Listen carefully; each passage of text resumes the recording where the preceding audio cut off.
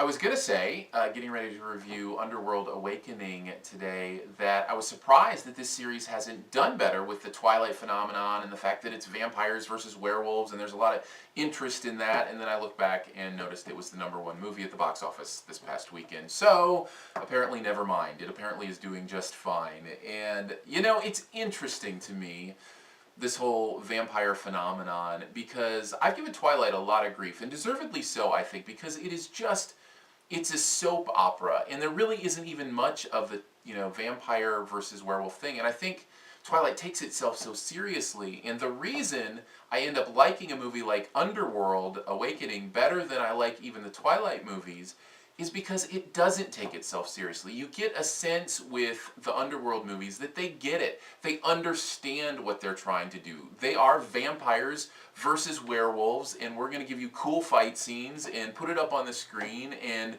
that's what we're here for. And I guess I applaud a movie for knowing what it is and being willing to embrace it wholeheartedly. Having said that, there's not a lot to love about this movie. The acting is poor.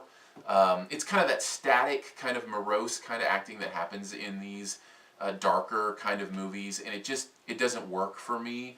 So the acting's bad, and the visual effects for a movie that relies so heavily on computer-generated creatures and effects and fights. I was really surprised at how poor they were and how bad the effects were, especially the computer-generated ones. I just didn't believe them.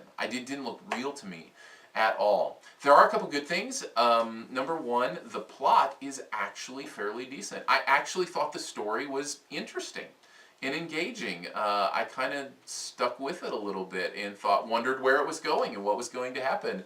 And that's saying something. And the other thing is, those fight scenes are creative. They are interesting to watch, and saw some things that I'd never seen during a fight scene before. Some very violent and grotesque things, but they're computer generated and they looked fake, and so maybe it didn't impact me in the same way. So the question is, did I like this movie?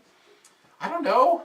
Maybe. I liked parts. I think that's what it is. I think I liked parts of it. I smiled and kind of went, okay, you know what kind of movie you are, and I'm kind of enjoying this right now. And then there were other parts I thought, do I have to sit through this? Is this really something we need to go through? So very mixed bag as far as Underworld Awakening is concerned. And really, despite the fact that it was #1 at the box office, it's probably one you can miss.